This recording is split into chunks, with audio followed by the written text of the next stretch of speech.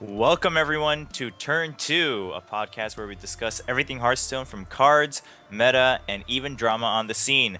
My name is Chobra, hailing from Korea. I am a caster for OnGameNet for various titles, including, of course, Hearthstone. And I will be the new face of Turn 2 from here on out. So, for all of you guys who have been watching in the past, that you still come around and you'll be able to discuss Hearthstone with us. Today, to kick things off with the return of Turn 2, we do have two special guests on board. We have Freshca and Apdrop. So why don't we just take some time to introduce ourselves to our viewers? And Freshca, why don't you take us away? Okay, I've been Legend every season. I've placed really high in multiple online events, such as Prismata, qualified for BlizzCon Phase 1 twice.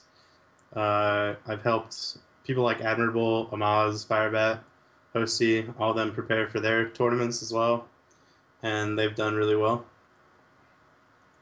Sounds great. I'm excited to hear what you have to say today. And of course, going over to Apdrop, what about yourself? All right, my name is Apdrop. I've been a long time Hearthstone player. I played since the day it came out of alpha, so a lot of experience in that regard. And I've been Legend every single season as well, and placed quite high on the ladder multiple times, multiple seasons, and then as well helped develop a lot of the decks that a lot of the professional players have used to take down tournaments.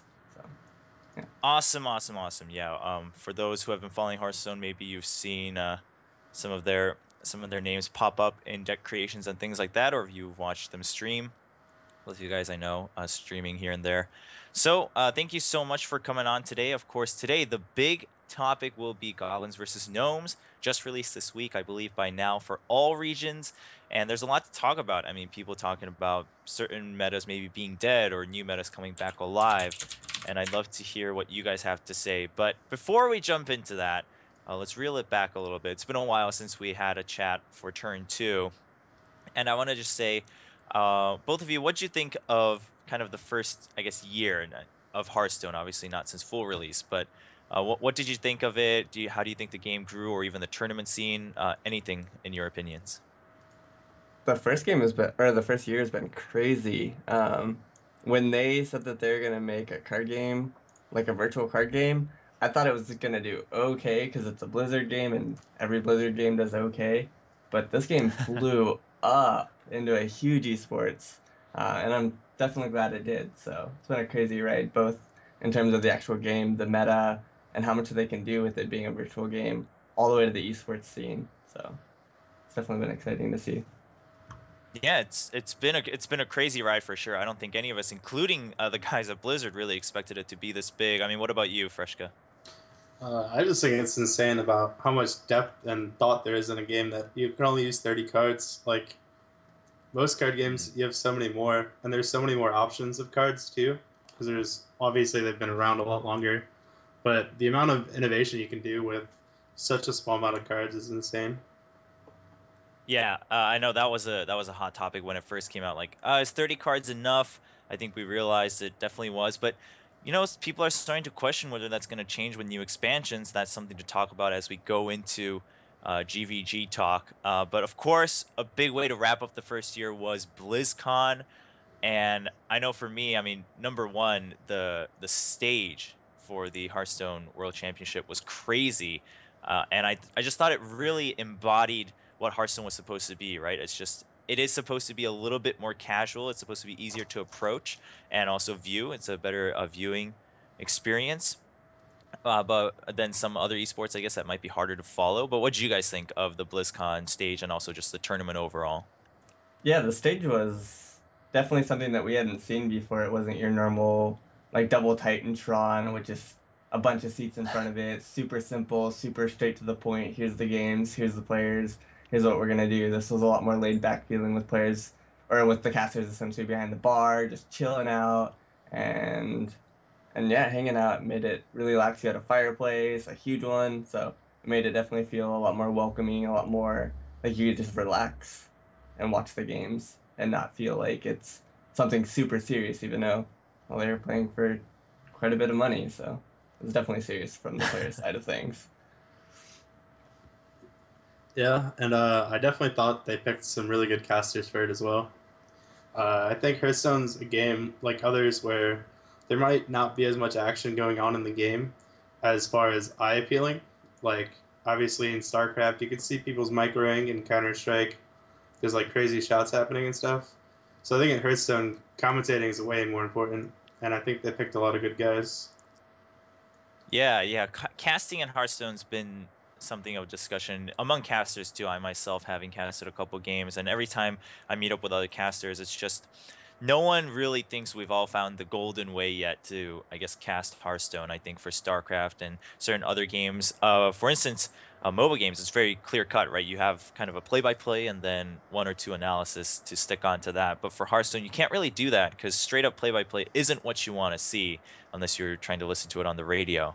Obviously, if you're watching the video, you want something else. So, yeah, I agree. I think it was very well presented at BlizzCon. And I thought just the stage, not only did it bring the feel of Hearthstone, but it was grand enough, like you said, Apdrop, to wrap up the whole year, to commemorate a successful year of Hearthstone.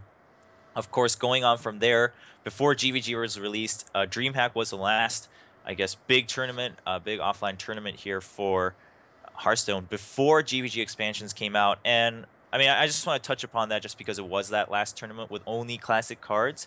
What do you guys think of that? I mean, actually, I think the focus there should be, what do you guys think of the meta by the time that DreamHack came around? Did it evolve enough, and was it really time for an expansion? Yeah, I was about to hit on that. I actually, once we saw DreamHack, I don't know if it was time per se in the meta to actually release an expansion. We saw 2 or 3 brand new like decks or archetypes, strategies and stuff that came out of DreamHack. I don't know if it was people just getting bored or if it was just a moment where they thought that they could take that jab at the meta or whatever. But we saw a lot of cool things come out of DreamHack.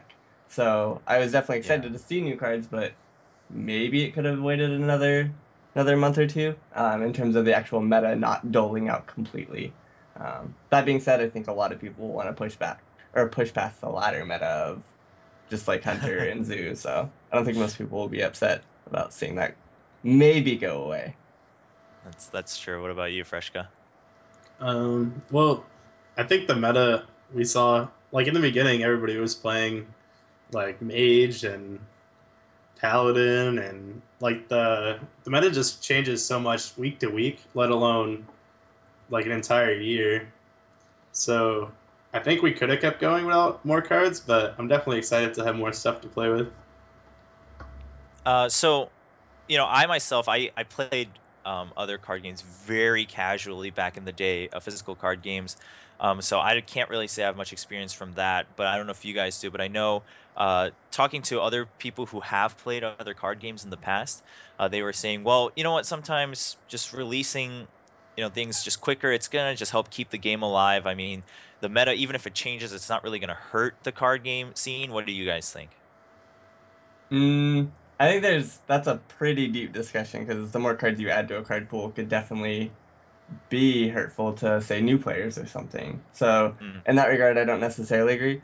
And in physical card games, from my experience, like with Magic and stuff, there's not a whole lot of like once the meta gets figured out, for the most part, you have your very staple decks constantly at the top, and they'll slightly evolve. It's not usually a system where you'll see like Cobblade or something. Like most of these decks, they'll stay around for the entire block. mm. They'll just evolve, and they'll constantly be the top predator. And that's not necessarily the case with the Hearthstone with the Brain 3 decks format, and banning something out because you can change what you're playing against. You can change your like the opponent to field. There's a lot that you can do to make sure that you're constantly able to bring something new. Take for example, Kalento, DreamHack. He didn't bring Warlock or Hunter, and True. he was able to pull out the actual victory at DreamHack, and that's a pretty big deal when everybody assumed that those were the 2 best decks, and that everybody would bring at least one, if not both of those decks, and he decided not to bring either and just mix it up in his own way. And something like that you wouldn't normally see in like a Magic tournament or something. That's not going to happen.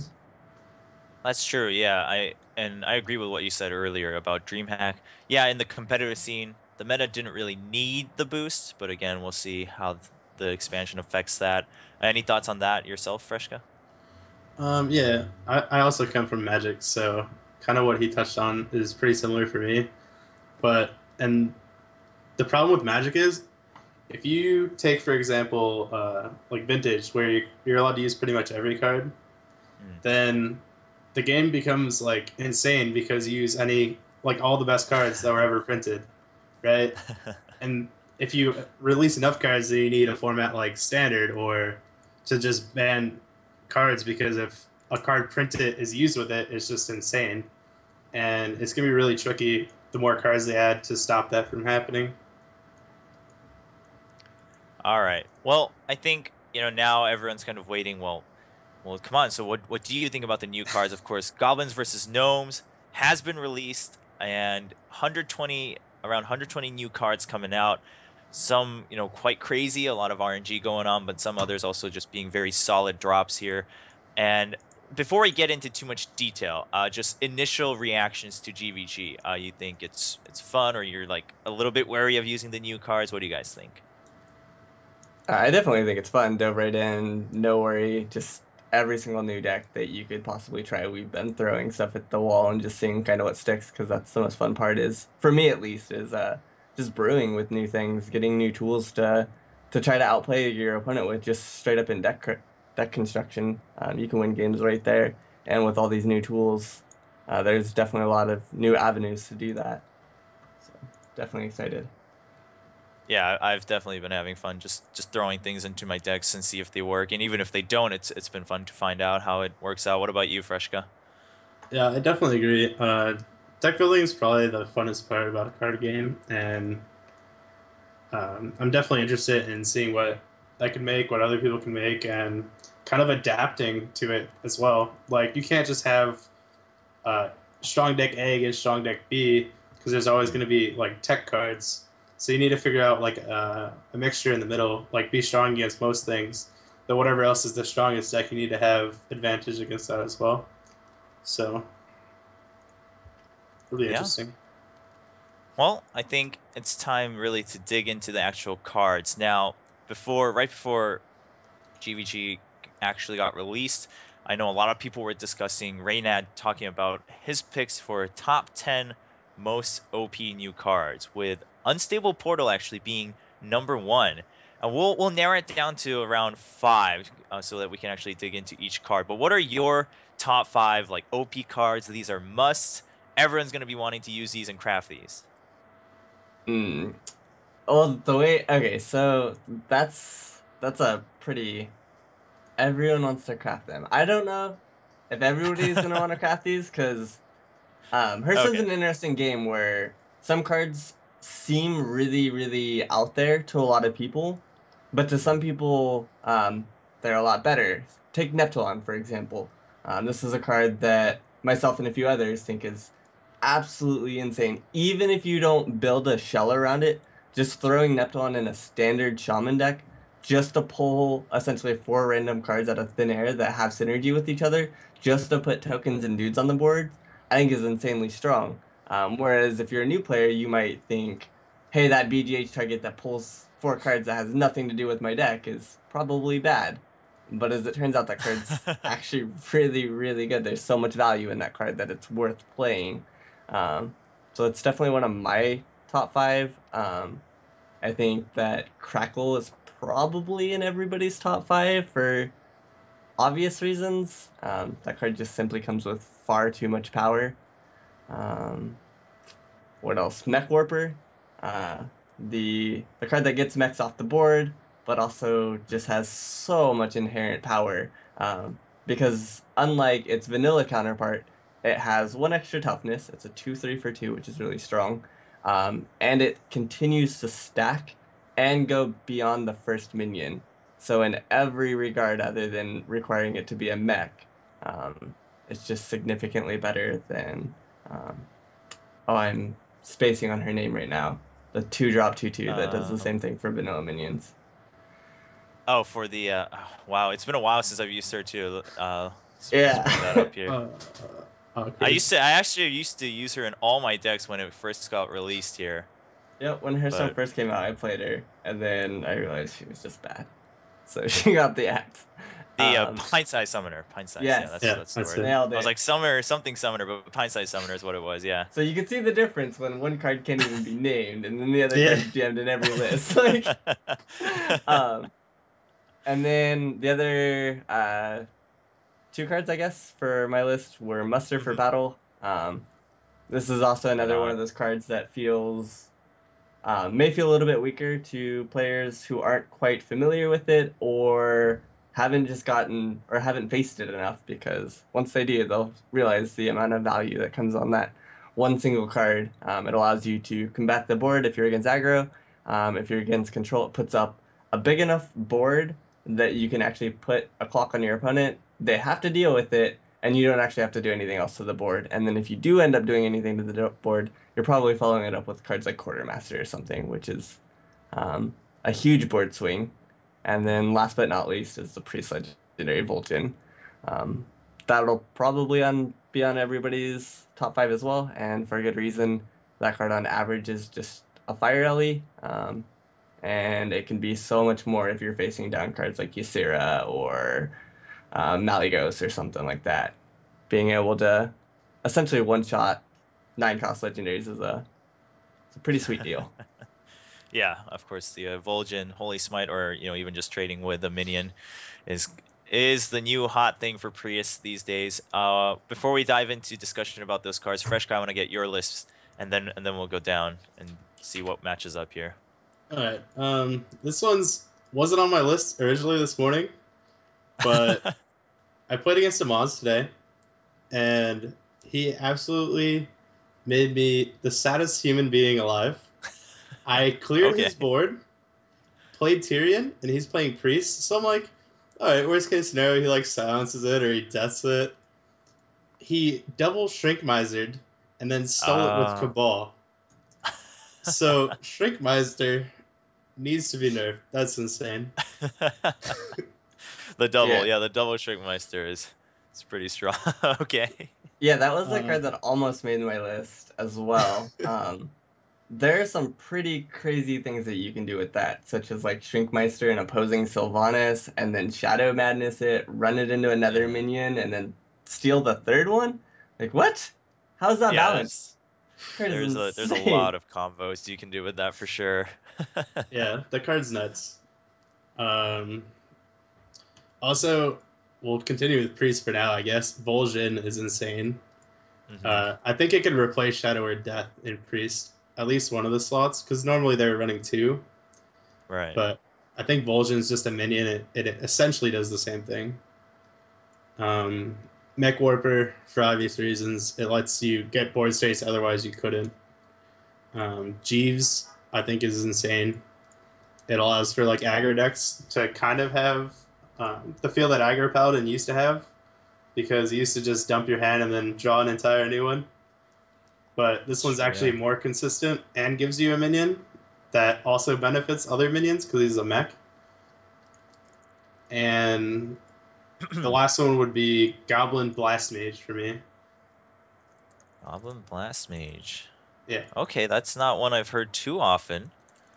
But actually, yeah, so let's jump right there, since for me, that's not one I've heard too often for top 5 or top 10 cards.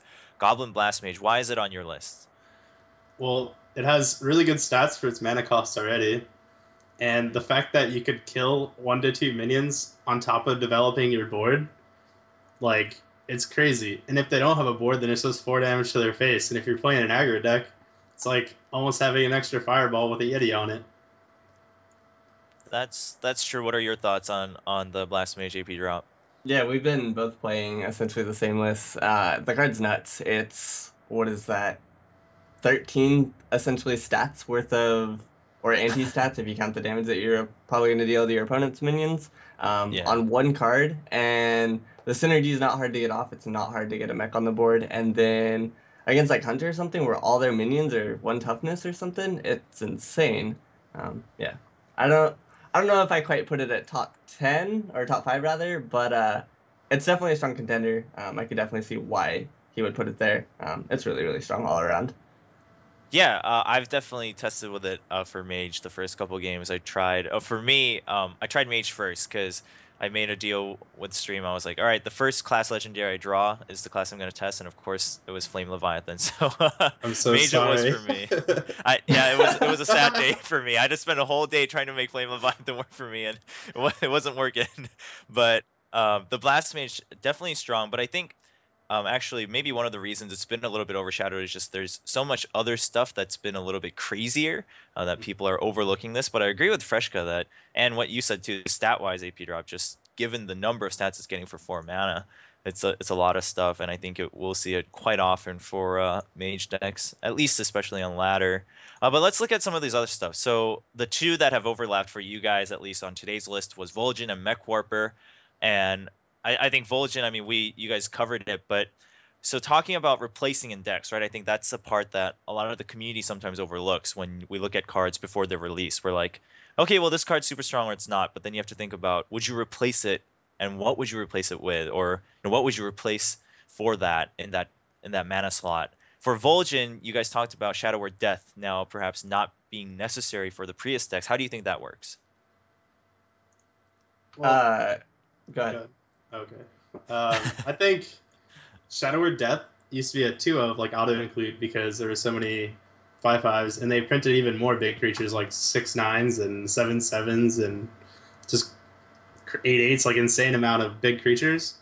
But you can't really develop as a priest if you're just Shadow Word Deathing every turn.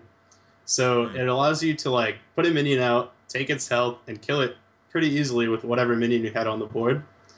Um, so maybe one Shadow Word Death is correct, and you also have the Shrink Miser to replace Shadow Word Death in a sense as well, because you can just use Shadow Word Pain on the same targets now. Mm-hmm. Yep, that's what I was actually going to talk about. Is the Shrinkmeister plus Pain is where I actually think that you can drop the death, because Pain you want for like those early turns, and now with Shrinkmeister it just pairs so much more that you can actually shrink down the death targets into Pain targets, and so you're overlapping some of your cards. You're overlapping your Vol'jin and you're overlapping your Pains for your removal because of that synergy. So you're Okay. actually like saving a slot by doing so. Now, for both of these, but let's go back to Vol'jin. Obviously, the big thing here is that it is still kind of a combo card, right? It's not ideal to just put it on the board alone and then trade health, because they'll probably just try to trade as long as they have enough attack. But what do you think about that? In the past, some combo cards were kind of looked down upon because can you really rely on that? And now the upside is you can combo it with multiple things, right? Either a minion already on board, or Holy Smite, or even Holy Nova turn 10. What are your thoughts on the trade-off there? I think that if Akanai Circle showed us anything, it's that a lot of us originally, I feel, wrote off the 2-card Wrath combo just because it was 2 cards and we didn't want to be so reliant on starting off the combo with essentially a 2 for X, because ideally if you're Wrathing, you want to be 1 for Xing, 1 for 3ing, or whatever. With this card combo, you're most likely 2 for Xing. We wrote that off, I feel like a lot of us did originally, and that's obviously not the case. That combo is insane. It's played in just about every single priest deck. Yeah. But the key here is it has options, and cards like Vol'jin do have options on what you're targeting, what you're removing, how big he's getting, and just putting a big threat on the board himself. If you hit your standard 4 or 5 cost minions, he's going to be a 5/5, a 5/6, or something for 5 mana. So he's got really good vanilla stats, plus the effect allows you to trade some derp that you have on your side of the board into it, or Vol'jin Holy Smite. Not ideal, but it's definitely there if you want to do it. That's fine. Especially if you're removing some high impact legendary or something, then it's definitely worth it. If you're just hitting like, I wouldn't necessarily feel content Vol'jining like a Lotheb and then Holy Smiting it. That doesn't feel all that great. But Yeah. other cards, I definitely feel good about doing that too, like a Rag or something. And Freshka, what about you? I mean, do you agree that maybe now we're noticing that the whole 2 card deal isn't as big of a deal as people thought it was in the beginning? Yeah, I think people just have to realize there's only 30 cards in the deck, and if you have 2 of each combo piece, like you're gonna draw at least 1 of each, normally at least halfway through the game or something. So I think a combo that just outright gives you the game back is worth waiting for. And if you have any card draw, then it's gonna happen sooner. So I think people learned that you can play 2-card combos. All right. And then since we'll go right to what we discussed just a bit ago, the Shrink Master Shadow Word Pain now also helping replace Shadow Word Death. Oh, I mean, we talked about already most of the possibilities with Shrink Meister, but there's just so many, right? Like you said, you could even double Shrink Meister something. Shrink Meister Pain is kind of the default to go, or then Shrink Meister and a Shadow Madness Cabal. Just what are the possibilities? I mean, is this kind of a must for Prius decks now, especially if we're looking for the control aspect of it? Initially, I'm gonna lean towards yes, just because that card has so much value. It passes the vanilla test, so it's like a strong minion on its own early. It allows your minions to trade with their board without actually getting touched early game. So say you have like a 3/4 on the board, and then your opponent plays something around there as well. You can Shrink Master it, and then suddenly your minion's barely getting touched. You no longer require Right. the heal because it's not being dropped down to like 1 HP, so they can't just Rogue Dagger it or something off the board for essentially free. So you no longer have to plan a heal into it because the Shrink Master is coming with a heal, kind of. The key here is just how flexible he is. Just with Pain, with Shadow Madness, with trading into minions. Yeah, he's just insane. The amount of options that this one card offers you. And Priest plays with these options so well by putting together these 2, 3, 4 card combos that just completely take over the game by doing really, really unfair things. Just Yeah, relies on most of them being there in multiples, but if they pair anything, they're probably that's doing true. something that feels very unfair.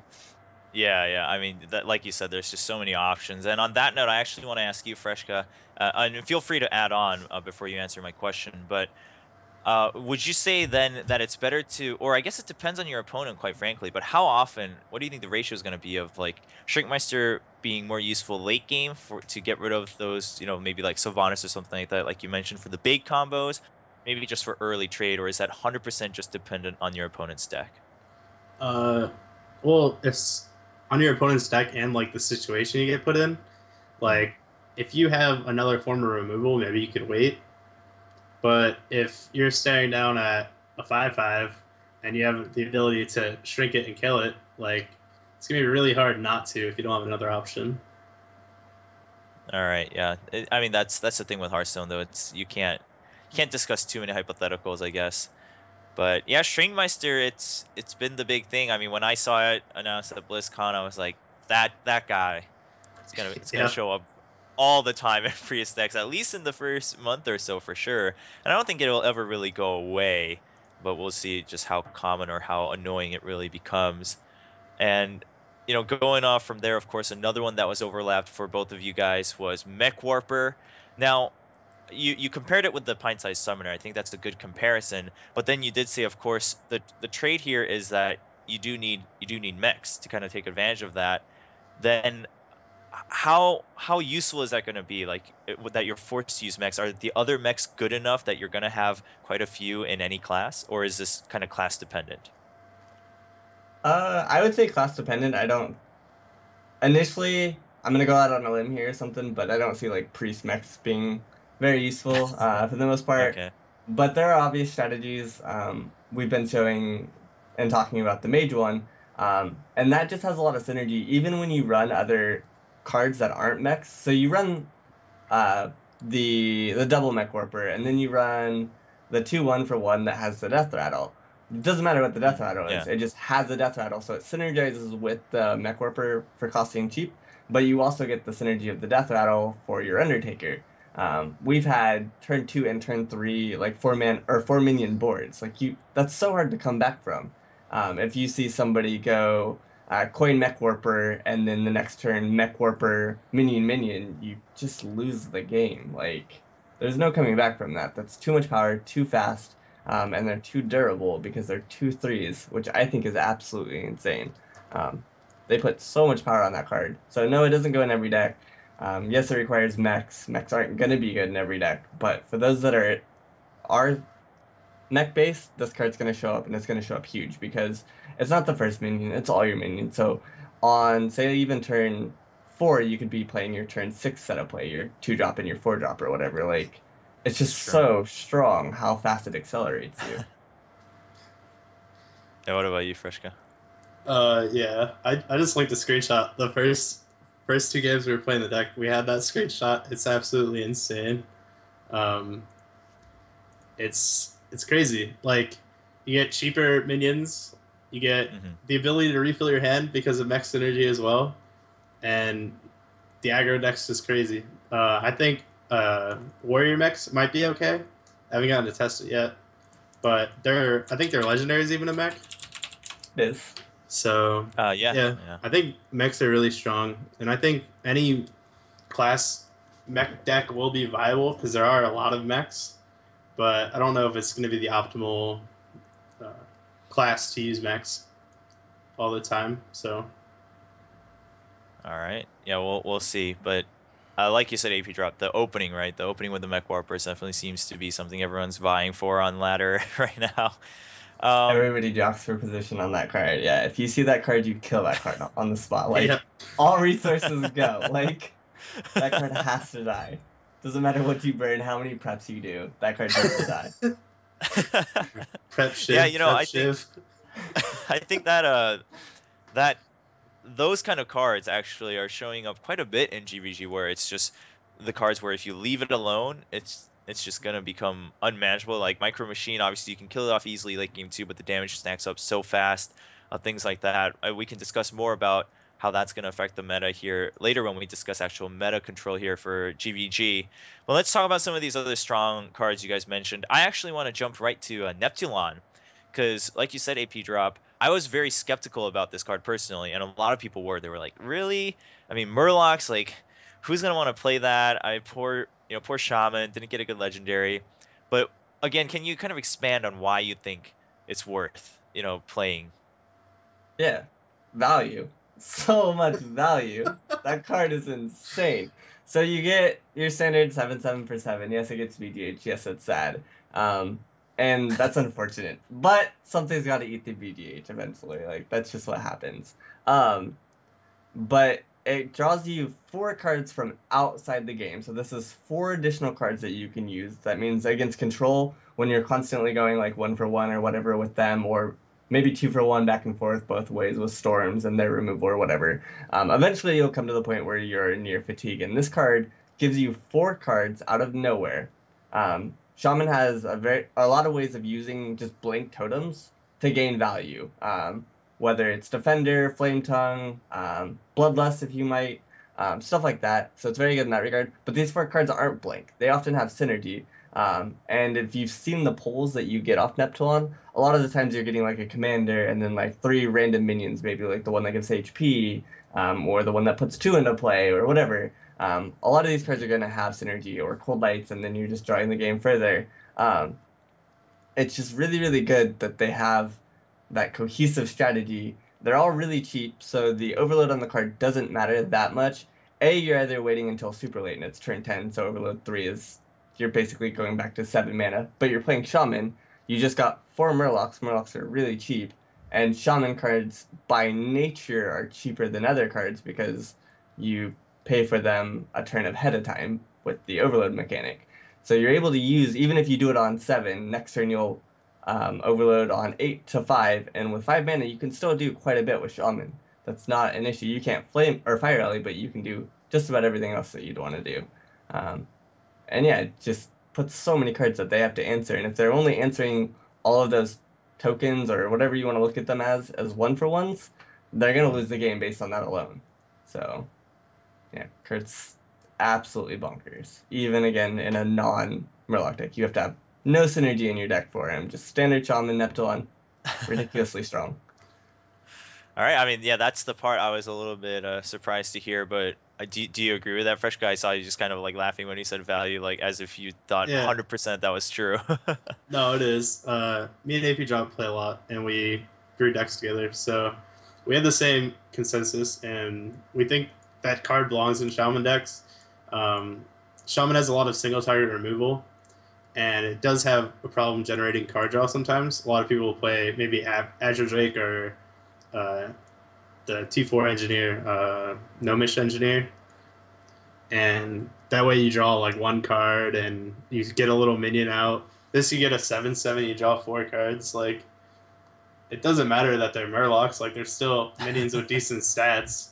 Like you laughed that it's a Murloc, but we have a 3/2. You won't be It's, laughing when those yeah. Murlocs are hitting you in the face. Exactly. Yeah, I mean, like, that's why I'm laughing because you're right that all of us, including myself for a while, you kind of overlook Murloc cards because they have the tag Murloc. But I like that you're bringing this point up that just by as cards, I mean, their stats are fine, right? Like their stats are fine. It's just that they're all low cost. But I guess once you're being overloaded 3, that's what you want. Yep. Yep. So yeah, and so it's very refreshing to hear that, and I am actually looking forward to seeing more Neptulon come up just because of how downplayed it was when it was announced, and like how disappointed a lot of the community seemed to be. I really hope that it kind of brings itself to its own. And now I want to jump over to Freshka's list here and talk about perhaps another card, one of those that you just gotta get rid of as soon as it comes out, Jeeves. Where do you see this, Freshka? well, okay, so everybody originally saw it and they're like, well, it's not that good because both people get a draw. That's wrong because you play Jeeves, you get the draw immediately. They have to leave it alive if they want to draw, which means you get to use it again. So, yeah, I don't think it's fair. It definitely doesn't work for both players equally. And with all the mechs that you could use now, it synergizes really well with the new aggro decks. So, I think the card is really insane. Yeah, it's the not fair part is very key here, because your deck is based on dumping out minions over and over and over. So you're constantly going to be able to hit that 0 mark or 1 mark and drawing anywhere from 2 to 3 cards a turn with that card. And your opponent either has to decide to leave it on the board if they want to get the effect and agree to give the effect again to you, or they kill it, and if they're killing that, they're leaving your other minions most likely alone because they're probably not full board clearing you based on the fact that you're mech warping all these cards into play or just dumping a lot of 1 and 2 drops. They're probably not board clearing you evenly, and then they have to invest a lot into killing a 1/4, which isn't actually pressuring them in terms of damage, but it is pressuring them in terms of the game longevity. So they have to kill it or else they basically lose the game, and then they leave your other actual aggressive minions alone. So they're gonna take another hit from it, and that means your minion just turned into a fireball, and like it just gets dirty real quick. Yeah, agreed. Yeah, I think that's the important part. The whole not fair, right? They have to leave it alive if they want to get the draw too, and that's what card games seem to all revolve around. Is that you basically have to pressure your opponent to make those judgment calls, even if it's like a technically a win-win. Like if they're the ones who have to keep making choices, you're kind of determining how the game is going to be played. And I think the last one that we haven't talked about would be Muster for Battle. Of course, that one I know as soon as GVG was actually released, like everyone was trying it out. Everyone was trying it out with Bolvar and things like that. And then even the Quartermaster indirectly, therefore getting attention. But Muster for Battle, are we gonna see? Are we going to see this, first of all, kind of obviously as a must for aggro Paladin, but then is this going to change the face of Paladin from control back to aggro? Yeah, we've both played a lot of Paladin in the last couple days, or the last day or two, and this card is absolutely insane. So there are 2 games against the Handlock version that's going around right now, the Joey Handlock that he got rank 1 with, and Right. I had back-to-back games as Control Paladin against Handlock, and in one of those games I won it on like turn 9 or something, and then the second game I won on turn 7 because of this card. Like, Oh, the wow. ability to put up enough damage and make them go, do I actually need to clear 3/11s or no? And then they're like, no, it's not that bad. And then you just slam Quartermaster and they're like, oh, all right, well, that's a game. Like, it's one card that can single-handedly just push so much damage because it doesn't feel that scary, but it really is. And against your standard control decks, it's, again, a card that they don't want to answer like with just a board wipe or something, so they're just gonna get clocked for 3 over and over and over. And if you just let that happen, letting Paladin get to their later turns is where they want to be. That's where they live. If they can make it past turn 5, Paladin is in the driver's seat in every way. Like, as long as there's no 30 card burst or 30 damage burst decks around, then Paladin will shine if they can make it to late game. So I definitely agree. I played Paladin in pretty much every tournament that I top 8'd at. So Hmm. I played Control Paladin in both Prismatic Cups, and I took top 4 and top 8.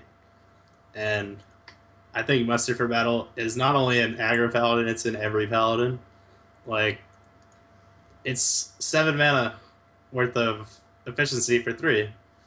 So, like, most of the times you're just going, dude, pass anyway. Why not make it 3 and a weapon?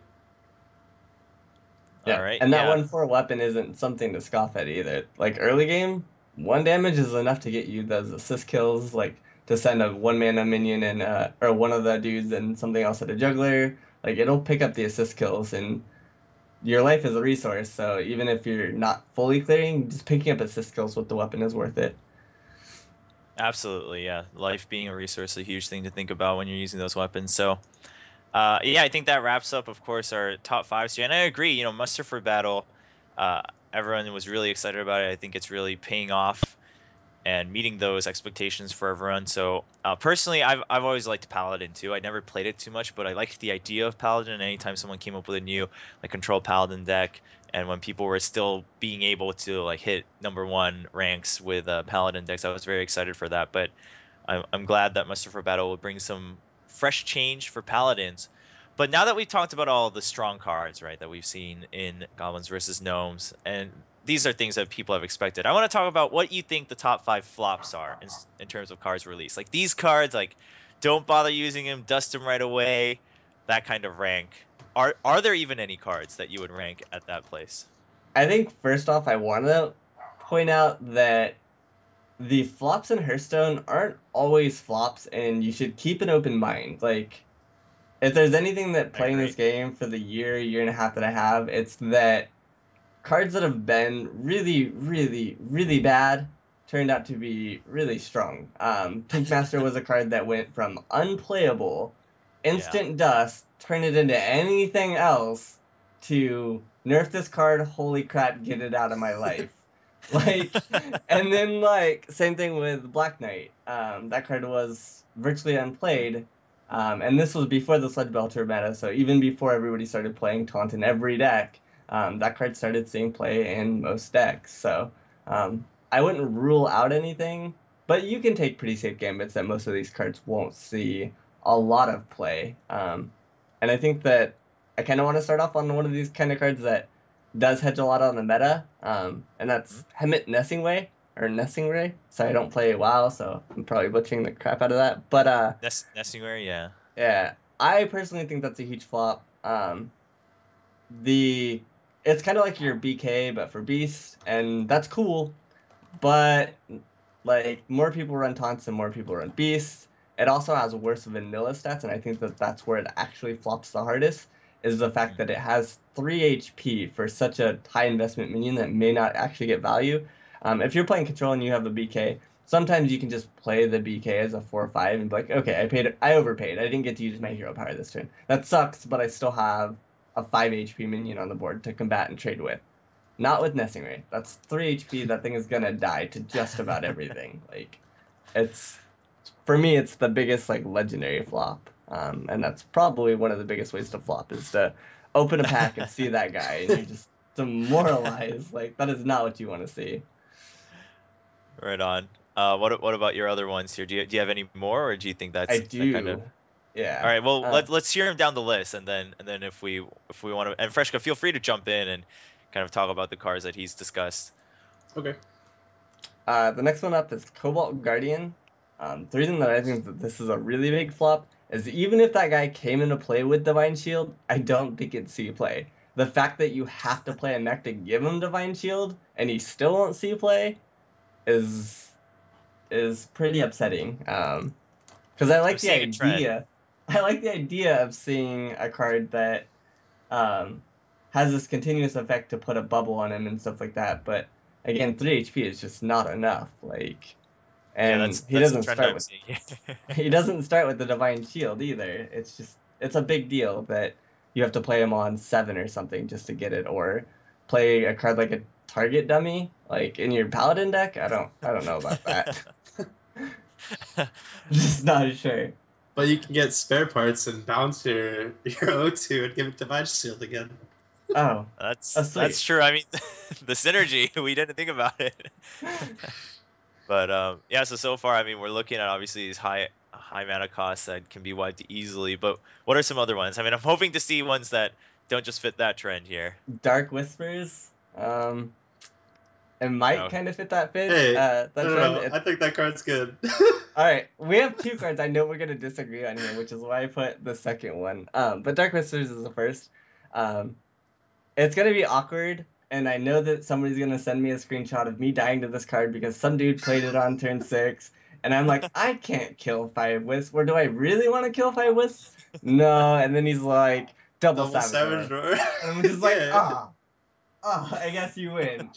Like, that's gonna happen at some point, but for the most part, I don't know if I'm putting that in my deck just for that. Like, if your opponent has any kind of board, those lists are dead, they didn't do anything.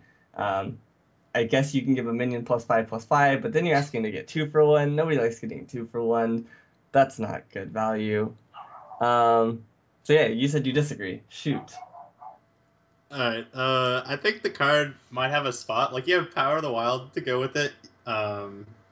You have Savage Roar, obviously. So, like, I think there's a chance it might make it in as a one of and maybe like a token druid type of deck. But I haven't Yeah. tested it enough. But I definitely don't want to say that card's like bad by any means until I at least try it. So maybe he's right, but I have hope. I love me some 5 wisps. I mean, yeah, I could see it. I just think that there are other things that I'd rather be generating tokens with, um, personally. And the last Yeah. one, Okay. Yeah. Go ahead. no, you go. If you have Okay. more Well, info. I just want to say, yeah. I mean, there does seem to be quite a few other options to generate tokens. I agree with Apdrop here. While it will feel very satisfying to finish your opponent with 5 wisps. I mean, the fact that you probably also have to wait another turn to do that and keep all of them alive during that turn is going to be a little rough. But we'll see. I mean, I'm with you, Freshka. I'm all for like hoping for the supposed bad cards to like Yeah. come back alive. I'm all in that boat. So I'll keep my eyes open, but I don't know if I'll be the one testing this card. Like I'll let someone else figure that I'll out. let somebody else lose all the ranks to test that out. Listen, as soon as I get Legend, that's the first deck I'm playing. All right. The last card is definitely one that's gonna probably rub pressure the wrong way. It's a Clockwork Giant. This card is Oh, the God. biggest flaw. No way. Alright. So, for those of you guys who don't know, Freshca is the one that revitalized Milrogue. Had a lot of success with it, got a lot of the top players playing it, Firebat and stuff, and they played it to top positions on Legend. Right. Pretty sick to see, pretty exciting. However, this card, everybody jumped up and down for joy, but I don't know if this is the kind of card that you actually want to be playing in Milrogue. It turns on their removal that may otherwise be clumped up in their hand, as well as much fun as it is playing ridiculously cheap giants. The idea of mixing, I'm a super late game deck, I'm going to mill you to start dealing damage with actual Pyroblast on a stick, I don't know. Like, that feels like two opposing strategies is to try to do damage during, like, the mid-game versus just finishing your opponent out with combo cards and milling them for the actual lethal. Like, you definitely want to get in your poke damage and your pot shots with Milrogue so that it's easier for that to happen. I don't know if this is the way you want to do it. I could be very wrong, though, and Freshka will enlighten us. All I know is Yeah. when I prep banners to drop 2 giants and kill you, that's going on Twitter. That's fair. I mean, you see it being viable. Obviously, the fun is there, the value is there, but you see it being viable. First of all, maybe being played in the ladder, and then second, in even tournaments. Obviously, there's a little bit of a different format for now if we keep on going with the King of the Hill style tournaments. Yeah, so I think the deck definitely has merit as it did in the previous meta. Like, it was good against Handlock and it was okay against like Control Warrior and stuff. But it was never really made to be like hyper competitive. But I got to like top 16 with it. Ty's got to like top 16 with it. So it was pretty early in the season and we did dodge a lot of hunters. So we'll see. It's definitely something I want to play. We will see. All right. So then, Freshka, what about you? Do you have any cards that you think is like this is not a card I want to see in a pack I open. Well, I'm gonna start off with a really controversial one, and if Chalky's still watching, he's gonna Oh, I hate like me. it. Enhancer Mechanico. What? I think that Oh. card. I think that card was really, really overhyped, and everybody's like, "Oh yeah, I'm gonna play it, and I'm gonna get Wind Fury and kill you." But if it doesn't get Wind Fury, it's just terrible. No. All right. No, Chalky whoa, doesn't yeah, need I to don't be know. here. Chalky doesn't need to be here. I got this. All right, let's hear from Apdrop because I disagree with that too, but I want to hear Apdrop's opinion on that. That card is insane. All right, so it's got the mech, which is very important because it does get cheaper with cards like the Mech Warper and stuff like that. But you're saying if you don't get Wind Fury in the aggro deck that it's bad. I disagree. If you give any of the minions taunt, you're forcing attacks on minions that they may not actually want to attack. So they're prioritizing something that they may not want to prioritize. And if you get Divine Shield, like if you had a fair board, like if you have like 2 or 3 minions versus 2 or 3 minions, and then you play that card and you give Divine Shields, now you have the board and they have nothing because you use your 2 Divine Shields to take 2 free kills. Or it just makes them have to 2-for-1 your creatures. And if they're playing a mid-range or a control deck, that's very hard to do against Divine Shields. Yeah, that card's nuts. Okay. Yeah, well, you know. And if you get Wind Fury, you just fireball somebody. Like, that card's nuts. Yeah, I mean, I agree with Apdrop here. It's that if you're going for the aggro route, which you probably are if you're playing this card, it's okay if you give your minions taunt, right? Like there aren't any that you're gonna be like, well, I really want to like save this for the next like 3 turns or something like that. And then like tokens and stuff, no matter which stat they get, especially Divine Shield too. And I want to say here, maybe it's kind of comparable to I guess Animal Companion, but a little bit better in that a lot of times you're okay with 2 of the 3 options, right? Either Divine Shield or Wind Fury. They're gonna help you out and try to win the game. So that's where I'm coming from. But if you want to kind of counter argue with that again, Freshka, to prove a point, I'd love to hear it. I just like it's battling for a mana slot that's really important for their cards. Like The Defender is the one card that comes up to me, but Yeah, they fit the like- same role, and I Well, almost no. argue that this might be better. Okay, well, are you playing it in aggro mage? Because I saw your list and it's not in there. Well, there's I actually thought Oh, about it. okay. To be perfectly fair, I was gonna put it in last night and test it. We just haven't gotten around to it because I don't know what I would cut. What do you Everything get? else that's such a tight list. Don't put this on me. Well, We'll make that's it what I'm work. saying. Like, it has so many other cards that it battles with. Like, can you really fit it into your deck? Yeah, but you're not. So like, the other thing is like there are other decks.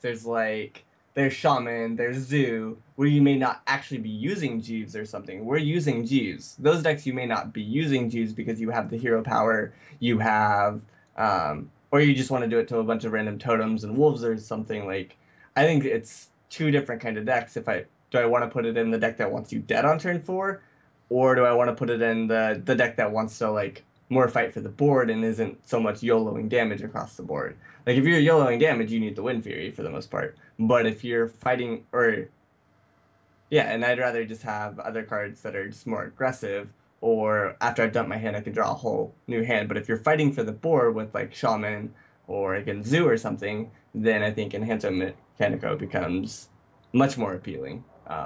Yeah, that's where I stand on the matter, I guess. Like, the question here is, in the mage deck for us, would be cutting, like, Blast Mage. I don't know if he's better than Blast Mage. So... Right. Yeah, I guess, I do like the point Freshka's bringing up that there are so many other 4-drops, especially with GVG now, that I guess, yeah, maybe in decks, a lot of decks, it doesn't have a place. But we'll see. I mean, like you said, Apdrop, Shaman could be using it quite well. Paladin could be using it quite well. Token Druid, maybe we'll see that come up too. We'll see. But all right, I mean, like you said, Freshka, you put the disclaimer there though that it is controversial. So we'll just have to wait the time out and see how it does. What are some other cards you think are not so hot in GVG? Cobra Shot's definitely obvious for everybody. That card is so bad. there was like Amaz did a big pack opening, and I think he counted how many he opened just because it was so terrible. Yeah, I saw that. Mini Mage sticks out to me. That card is Mini Mage, okay. Terrible. Like, why aren't you just playing the Ogre? If you really want a 4-drop with 4 power and spell power, like, it's the same thing, only he has 4 toughness instead of 1. Only he doesn't have stealth. Yeah. Yeah, I why know. is that there? Like, why? Yeah, I mean, and it's rare.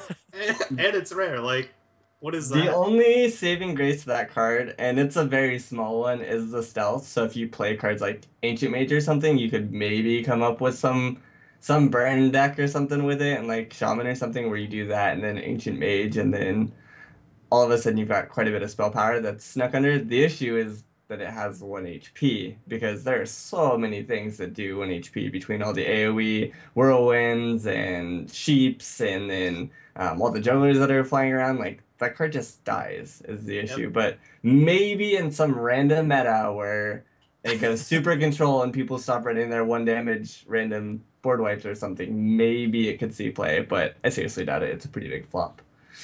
I just want to point out your argument of using this card was to use Ancient Mage. Like, the card's so All right. bad. No.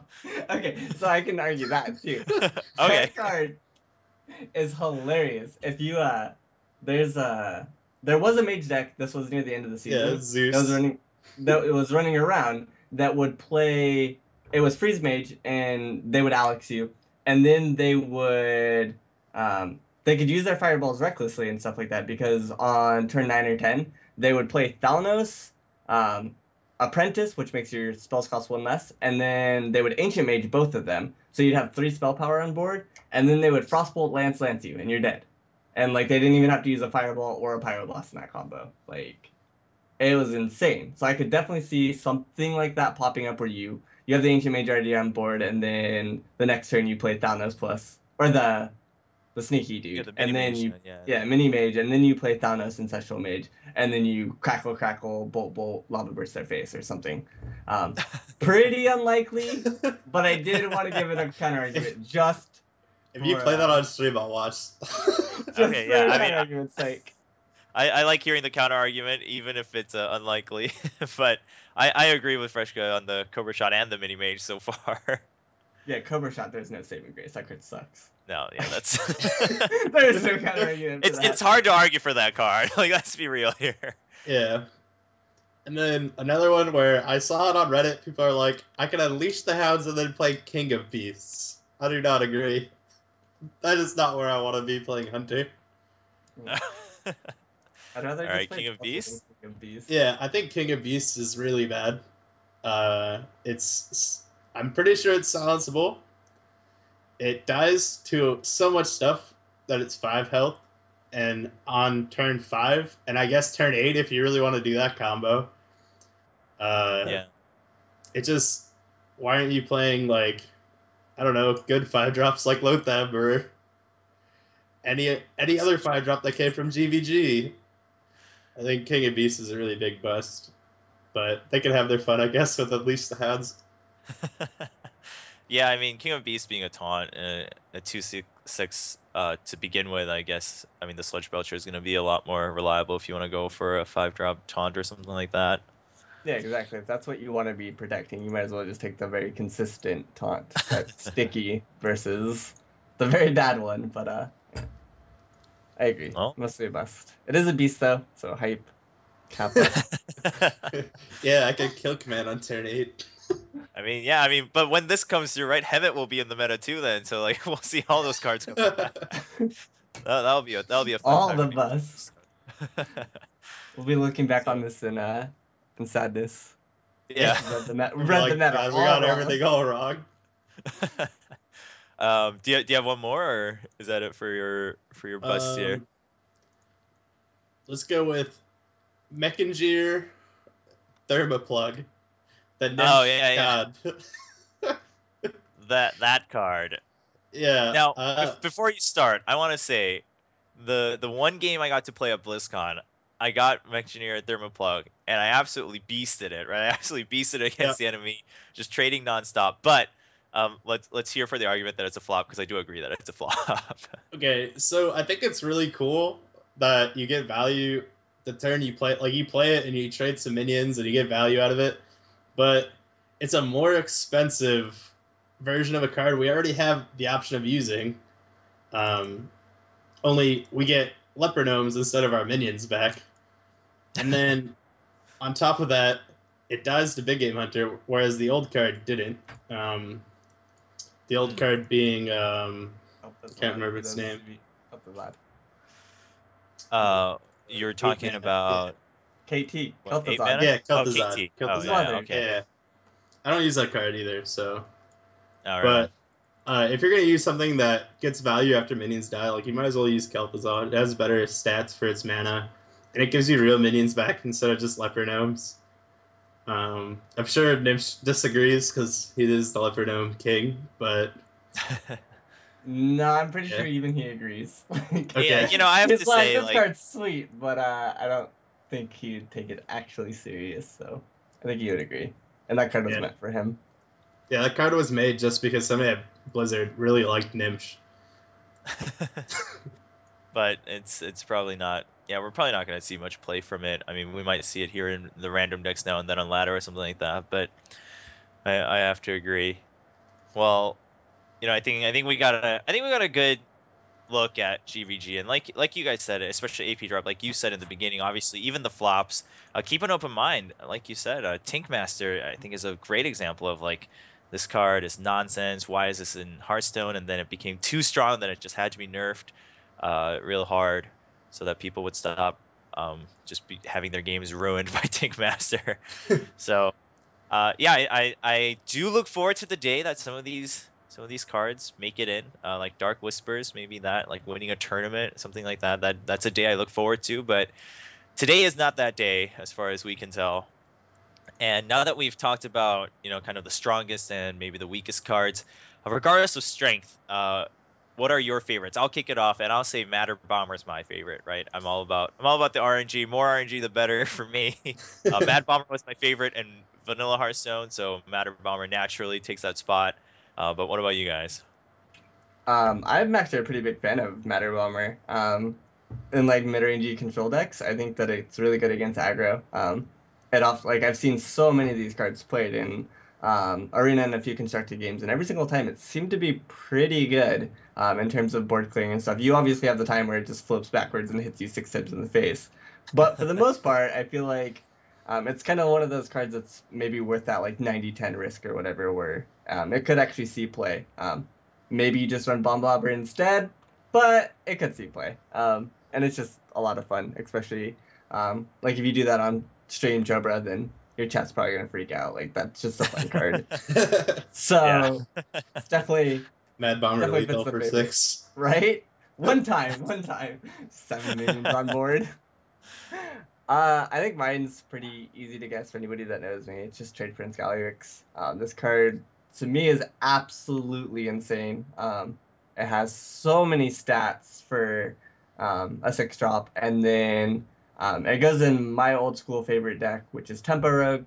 It's the first deck I fell in love with. It's the first deck that, yeah, basically messed around with.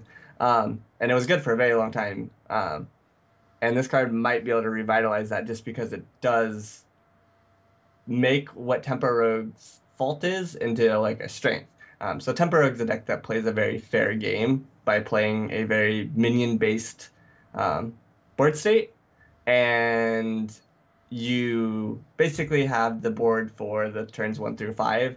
And then on turn 6, once you play this guy, it is no longer a fair game. That game just became very one-sided. Not only do you probably have the board because Rogue is very good at keeping the board and getting the board, now if they use any spells to take back the board in any shape, you can then use those same spells to take it back for yourself.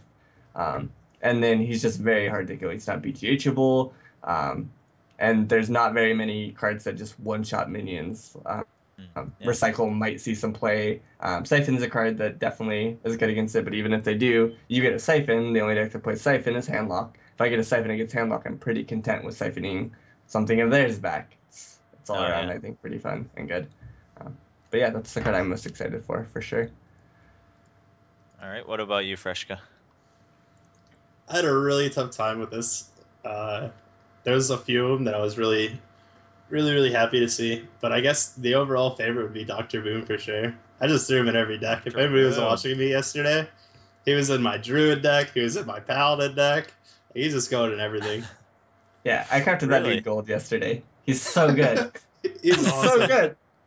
I was like, I'm so positive this card's gonna be absolutely Yeah, insane. he goes at everything. Why not just throw him in there, blow some people up? Why not?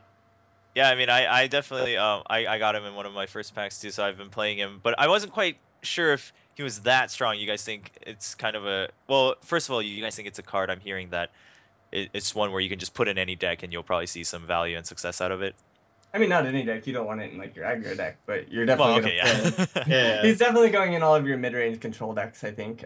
He fights for the board really well. Yeah, just those bombs make for really, really awkward trades. If you're playing Druid, even those 1/1 dudes that they don't want to touch, suddenly get Savage Roared, and then they're really sad. Like, it's just a really good card. Trades for the board is really good against aggro. I feel like you get 2 cards in the 7 slot, which is Trogzor and Dr. Boom. One is good against aggro, and one is good against like control. So if you're ever playing against them and you have both cards, if you're playing against control, you just easily slam Dr. Boom. Or aggro, you just slam Dr. Boom, and it's a card that can actually pull you back into the game. So one card that can clear up the board and just fix the game for you. I actually had a game earlier. I was against a warrior, and he big game huntered my Doctor Boom and had a rag out. His rag hit my face, and then my bombs traded into his big game hunter and killed his rag. It was the best feeling. Oh wow, What the heck? that is Nice. That will never happen again, but I'm so sold on that card forever now. wow. Yeah, you know, I've actually had in all my games that I've played Dr. Boom so far, I've only seen 3 damage from the bombs. Like every single time that they've gone off. So I was like, is this really random? Because I'm only seeing 3 damage, but here we go. Proof that it is random. No, Yeah. my bombs have been very lackluster. I lost the game because all I needed my bomb to do, 2 bombs, was to hit 1 minion once, and it didn't do it. Or for Ooh. more than 1 damage, and it hit him for 1. I'm like, really? Like, you had 1 Ooh. job, just hit for 75% of your chances. Nah, they didn't want it. And I'm still sold on the card, even though it lost me the game, so. But Right to be on. fair, it gave me a chance in the game, so. Yeah, There's that. yeah. No, it's definitely a card to look forward to. We're gonna go to a break here real quick, but before we go, I just want to touch on some class legendaries that we haven't talked about. A lot of them we discussed because they're like strong or they're our favorites. But let's just run down some of the other ones real quick. Let's start with Druid, just down the line. Malorn, this card when it was announced, people went crazy over it, right? They said like this is gonna go in Druid decks all over the world. What do you guys think? Nope.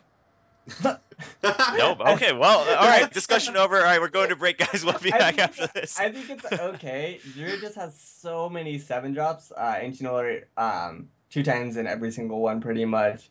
And then now you have Trogzor and Dr. Boom as options. You have your Ancient of Wars, and then you have your higher drops, your Rags, your Cenariuses, and stuff. I just don't know if Malorn is where you want to be personally. Like, it going back into your deck is cool. What's up? And it does yeah. the Hemingway. Yeah, I'm just not sold on it. Like, it shuffling back into your deck is fine, it's cool, but in all likelihood, you're probably not going to see it again. There'll be games where you do, it'll be good then, but for the most part, I don't think that that's where you really want to be at 7.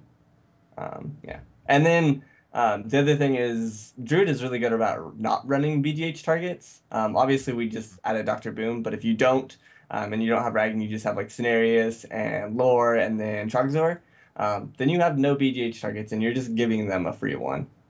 So, I don't know. Not Okay. sold. I'm just gonna take that you agree with Freshca. Yeah. Actually, on that note, as we go on to the Hunter one, and I want to hear from Freshca first. That actually seems to be a big thing. Is that some of these class legendaries that are higher mana cost? It's like there's so many neutral ones that were released with GVG that you would rather put in. So why would you put this in? And I'm feeling that Gazrilla is in there in that same category. What about you, Freshca?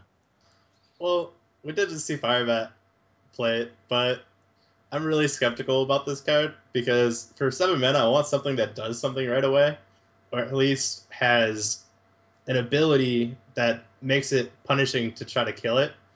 Whereas this, it dies to Big Game Hunter, Siphon, Execute, everything, and you get no value. You just wasted 7 mana as a Hunter. So, yeah, I'm not sure. But there's definitely some really cool trolled-in videos with this. Yeah, I'm definitely looking forward to a million damage Gazrillas. Yeah, I definitely have the same opinion. You'll definitely see highlight reels of it. We'll probably all lose to it a couple times. It'll suck, but the more times you lose to it, I guarantee you'll beat it, because if a hunter's doing that, you either just kill it, or you just go over the top and do something different to them that they didn't directly do damage to you. Like, it's just, I don't know if that's really where you want to be. It's a neat card. I'm sure people die. I'm sure that there'll be a lot of highlight reels, but yeah, I just don't think that's where hunters want to be. Again, these cards are just not good enough with like the current decks that we have. Maybe we'll see some future decks that is where you want to be, but from everything that we've seen and where we think the meta is going to go, I don't think that's where you want to be. Yeah, and I Okay, even play Control Hunter, oh. and I wouldn't play it. It's just it's even too slow for Control Hunter. All right. Well, yeah, that should spell the end for that. Then we'll see if it ever makes its way into a consistent deck. Moving down to Mage. Of course, I talked about how it was the first class legendary I got. And I'm just gonna say I've had success with it so far. Like every time I've drawn it, it was an ideal time. But let's discuss in all reality, how is this card looking? I'm actually originally I wasn't as big of a fan of it as I am, or as you are, I guess. I'm actually a pretty big fan of it. It's a zero cost AoE for 2. It almost doesn't matter when you do it, as long as it's on like turn 3 or later. It's probably going to be good. If you Right. mull into it, you are sad, instant concede. But other than that, like, I think it's really good. You never have to cast it. It doesn't matter. If you asked me if I could play a 0 mana 2 damage AoE, I'd probably say yes, even if I couldn't control when it went off. Would you put it in every mage deck? No, you're not going to play it with like your aggro mage or something. But if you're playing like freeze mage, or maybe a mid to late game mage deck, then yeah, I think it's good enough. Personally. Yeah, I've been doing a little bit mid to late range with it, and I agree. Anytime if it's after turn 3 or 4, that it's always been at least somewhat useful because they're gonna have more minions, and especially when people are still trying to run a lot of aggro stuff, even like paladins and things like that, it's come in handy a lot of times. Granted, there have been games where I'm sitting there, I'm like, I really wish I could draw this card, and it just doesn't come up for the whole game, and it makes me sad. But what about you, Freshco? What do you think?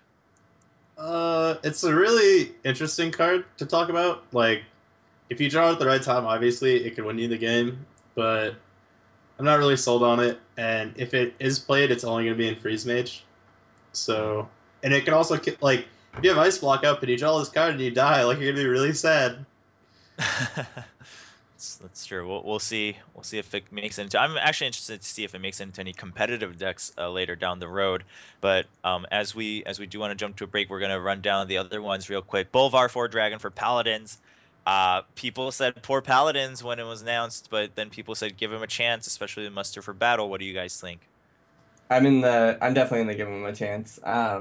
Yes, it gets silence, which is a whole argument for another day. I think that silence makes the game very unfun. I'm glad that they didn't make a new silence and that they just printed hate cards. Hate cards are much better than just straight silence, which can be easily ran in any deck, a la Owl, whereas you can't run like this anti-secret card in every single deck or anything like that. So it does make cards like this worse, that Owl exists and stuff like that. But that being said, you do have a ton of other silence targets, and if that card goes untouched because they either don't want to silence it because you have Tyrion or something that they're scared of, and they only run one Owl, or they simply just don't have it at the time, one hit from that card, if it's like played on say 6 or 7, it's probably going to be an 8 damage minion, and that alone can take over the game. It has a ton of stats, so I'm definitely going to give it a chance.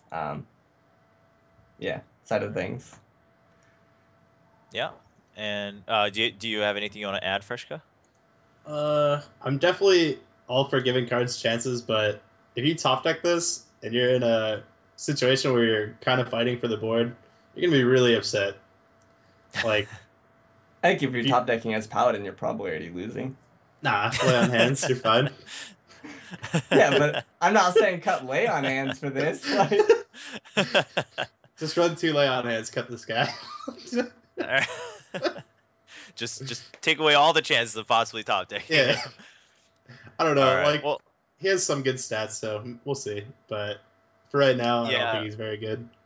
I mean, personally, I want to say, I mean, obviously, yeah, if you top deck him, you're not in a good place. But that's such a, like Apdrop said, that's such a place that you want to avoid in the first place for Paladin, and that you're probably going to be avoiding. I wonder if it's big enough of a chance to make him not worth running, but we'll see. He's so far been seeing a lot of use to better success than expected at the very least.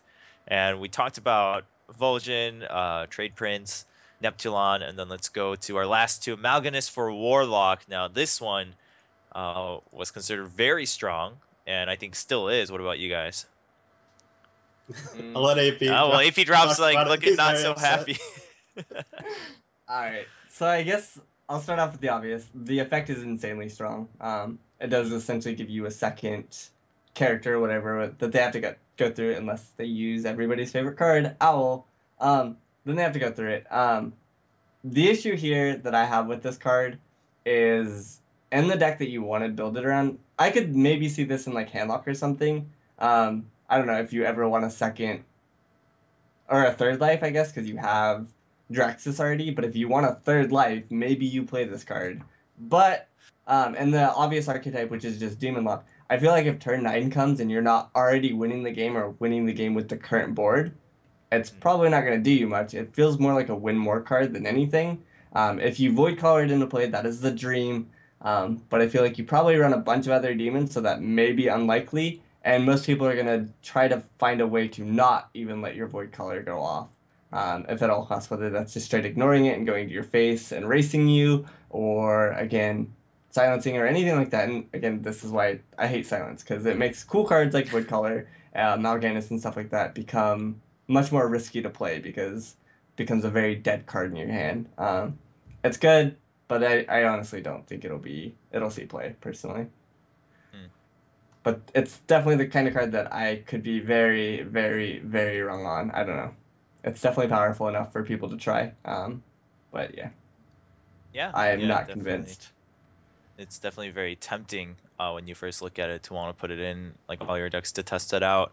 And if you have anything you want to add on, Freshca, feel free. But if not, I want to jump over to the Iron Juggernaut for Warrior, and we'll hear your thoughts on that. So we can jump to a break real quick. But so you can go ahead. I pretty much agree. It's really strong if it works, and it's really dead if it just dies the turn you play it. So, like, yeah, you can't really play it in most decks. Maybe Demon Lock takes off. Maybe it doesn't. We'll see. And then the Iron Juggernaut then for Warrior. We saw the mine already. There's some highlight reels of the mine doing work against the opponents. What do you think? I hate this card. I think it's Well, too strong. I think it's too Okay. strong, personally. Like, I had somebody. This was like insane RNG. They played it. They bounced it back to their hand with a one cast spell, replayed it, and I took 20. Like, back to back, they came off. But its stats are okay. It's a 6-drop, so like you could afford to play that in Warrior. It's a mech, so if Mech Warrior does happen, then you have a nice curve or nice card to finish off your curve. 10 damage is a lot of damage, and you have to be scared. Like, it's like playing around Druid combo. Like, you have to be scared at all times, so you don't want your life total to drop. And even if it doesn't happen, you still have to play around it. So it forces you into a tough spot playing against it, and it already gets its value if you kill it. So I think it's really strong. What about you, Apdrop? Anything to add to that? Yeah, just to keep it short. I think it's as well really strong. It fits the current warrior archetype where they just want to draw the game out really long and then just kill you with bombs, and in this case, literally a bomb. Where they just like Alex you, and then all of a sudden you draw this, and then all they have to do is hit you with a random weapon and a minion on the board. Like, it no longer relies so heavily on like Grom tasking them that it just allows you to win the game without actually expending any further mana. And if somebody pandas it, then you're much more likely to draw. But Warrior has no problem drawing it out to fatigue, especially with the addition of potentially running Crush if you want even more hard removal. You can run up to 6 hard removal, which I think is pretty nuts, just to completely make sure that like you have weapons to deal with any non-big minions. So you have your Deathbites, your Win-X's, and even Gorehowl. And then now you have 6 hard removals for the giants and stuff that are actually threatening to you. So you have all the time in the world to let your opponent draw these. And yeah, it's just a good card. And the fact that it's a mech could make it. I don't know if you really want to play this guy in like a mech aggro deck, but the option's there. So it's just neat that they threw that on there. Okay, sounds great. We had a run through on all the class legendaries, some of our favorites, and then some of our disappointments in GVG. Chobra here with Freshca and an Apdrop for turn 2. We're going to take a quick break here before we come back, and then we'll discuss a little bit more on how these cards are going to affect Hearthstone overall, the meta on ladder, maybe arena, and even tournament play. So stay tuned. We'll be back after a short break.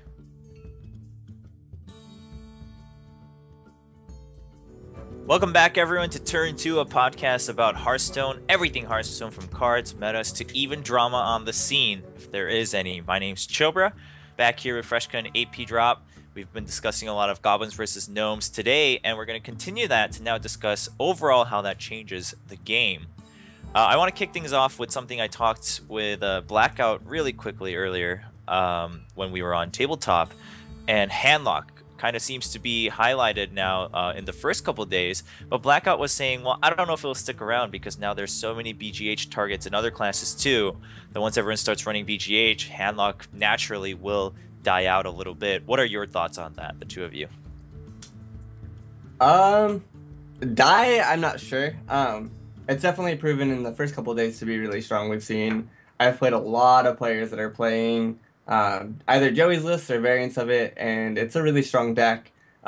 Thankfully, I've been playing Paladin, so you run so many removal spells, Owl, BGH, Equality, that I've been thankful that they're all playing it. But that being said, it's proven strong. Joey got rank 1 with it. There's no denying the power of the deck.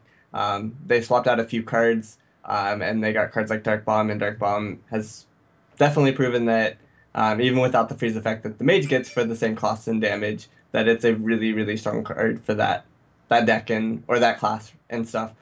So they got good tools, and then the strategy of just Handlock in general is just so over the top and strong that it only makes sense that it's one of the decks that would easily transition with minimal change. But yeah, I would agree with Blackout that with so many BGH targets, everybody should have at least one, and maybe you even do, like in tourney settings, you might even do like 2 or do the BGH Panda and stuff like that. And everybody's going to be running Owls because there's so many important cards that need to be silenced. So sometimes you saw 1, sometimes you saw 2, but now you're guaranteed going to see 1 or 2 in every single deck.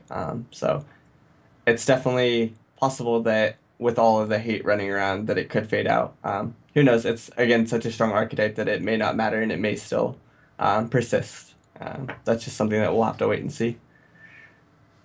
Because to me, that's more dependent on the actual Handlock players themselves in terms of how upset they get while continuously getting thrashed by something. Because we've seen it before where decks that aren't actually bad will phase out immediately just because a couple players will hate on it.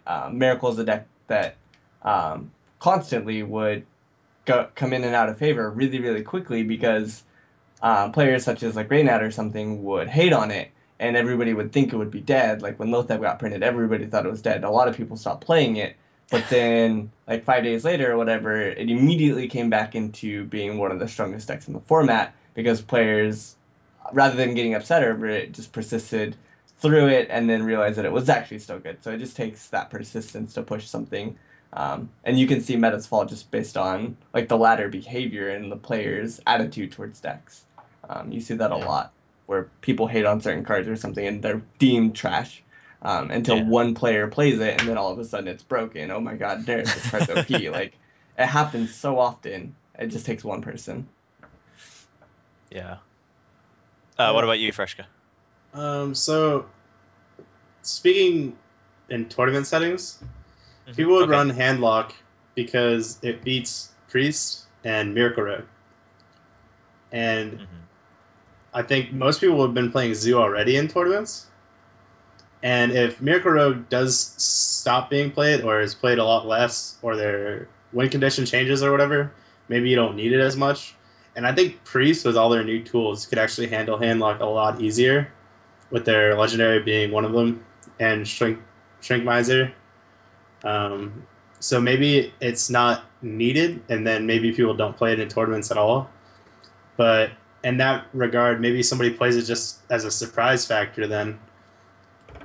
Just kind of like, oh, well, he's Zoo, so let me keep all my AoE removal, and then a Giants played, and they can't answer it. Right on. Yeah, so obviously, like you said, Joey got rank 1 with it. That's gotten a lot of attention, but I'm excited to see, and I really like what you said, Apdrop, about what happened with Miracle Rogue, right? I'm excited to see if that happens with Handlock.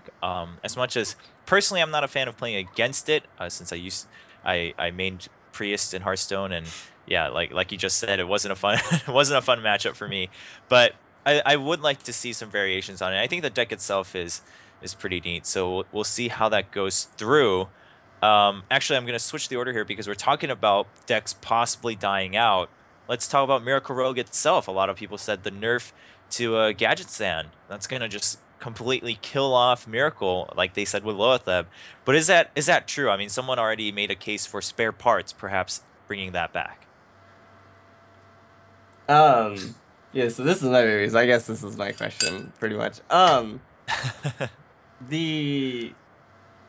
had already showed that the nerf alone to Auctioneer isn't enough to actually kill the deck.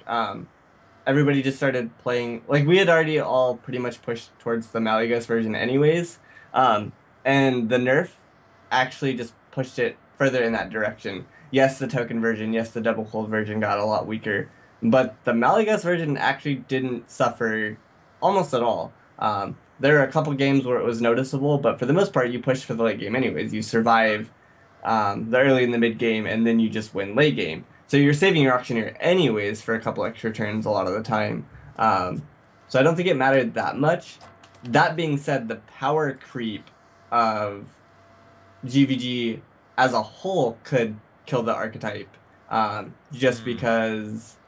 So the nerf alone isn't going to touch it, and I don't necessarily agree that they even needed to nerf it. There was a lot of hate cards put in for Auctioneer and concealed Auctioneers even. But it's justified with all the spare parts. I understand. I get it. I just kind of wish that they would have let it go through and just play it out. And then, what was? Oh my god! I just lost my train of thought. That's embarrassing. It's all right. Happens to Well, everybody. yeah, but as you were saying that maybe it didn't really affect the Malygos version too much, and I actually do agree with you that I would have liked to see if they just let it go and then play it by ear. Does it really, is it too strong with the spare parts at 5 mana as it was before? Do we need to nerf it? Of course, I'm sure there was a lot of internal testing, and if it was too strong, it would have just been a mess in the community. I'm sure of that. So maybe the nerf is well deserved. But as someone who always kind of looks for the, I guess, optimistic view of things working out, I would have personally liked to see it stay that way too. But what about you, Freshca? What do you think about Miracle Rogue in GVG? I think that there's always going to be a Miracle-esque type of deck. I don't know if it's going to stay Rogue. I don't know if it's even going to use Auctioneer. Maybe we see like some prep sprints. I'm not sure exactly what the card draw is going to be, but I'm sure there's always going to be that style of deck, like a control, draw a lot of cards, kill you in one turn type of thing. Like we saw with Hunter way back when Unleash the Hounds still gave charge. So Yeah. it's just going to take one person figuring out the deck and making it work, and then everybody's going to call it OP. So we'll see. Yeah, that's true. There are a lot of more options, I think, now with that miracle type of thing going on. I mean, I've seen people also experiment with Gazlo. It's probably not as effective given that Gazlo, and then you have to actually then tech your deck towards spare parts and a lot of them. But we'll see how that works out. Talking about Hunter then, actually, and you spoke about how you're working with Control Hunter right now. What do you think about that? I mean, people were very excited that Control Hunter could now be a thing in GVG. Well, I played Control Hunter months ago, and I actually got really high legend with it. Like Pyromancer with Hunter's Mark and Acolyte of Pains and stuff. And just a lot of value minions. Like you would kind of play Druid, but without Innervate, and you'd have more removal. Right. So with the new cards, I'm not sure the ones everybody's excited about are going to work, but maybe if the metagame shifts more towards mid-range / control, you could play Control Hunter and be effective. So it just really depends how the metagame works. Okay. If you play a lot of druids, then yeah, you could probably play control hunter. But if you're playing against a lot of aggro, you're probably not going to want to. What are your thoughts on, I guess, Steam Weedle Sniper, also in that context? I'm really conflicted about the card. I might be stereotyping it based on previous cards. Like it is another class, but or priest kind of already has cards similar to it. Like you're not using shadow Right. form, so getting that ability off once, like you use Akanai, but that's mainly because you have circle, right? Like you're not using Right. it just to play it on turn 6 and snipe one minion. So I mean, we'll see, I guess. But that is your pressure and your clock in Control Hunter. You want to control your board with minions and spells to clear stuff, and your hero power is kind of your clock. So if you take that away and you're using it to control the board, maybe you just fall behind to like an AOE or something. But we'll see. Yeah, I'm not so I've been convinced otherwise as well. So I'm leaning towards where Freshca's at. I do not agree that Stormweedle is a card that has to go in like only control decks though. Like you guys Mm, pointed at being like a turn 6-esque play or something like that. I think that it could also be put in aggro decks just because it has good stats. You're probably not okay. gonna want to play it in like aggro hunter like the current version that we have with all the death rattles and stuff, but more like a mid-rangey or something, or more of a vanilla-esque version, just because you do have a cheap minion with a good enough body that can then be used to take back the board without actually giving up your minions or your kill commands to kill minions. You can just use your hero power. So maybe it'll go in more like a mid-range vanilla-esque minion deck than it would the current death rattle or a super late game based deck. As far as Stormwind goes. Who knows? He has a lot of versatility though. He's good stats. He does give you options with your hero power, which is good. It just depends if we need those options or not. If there's a lot of 2 HP minions running around that we need to snipe off, like mech Circ apprentices, stuff like that. We'll see. Ultimately, I think it's a little lackluster, and Mhm. you're better off just playing straight Death Rattle aggro. But he does have a little hope just because again he just gives you more options on a good body.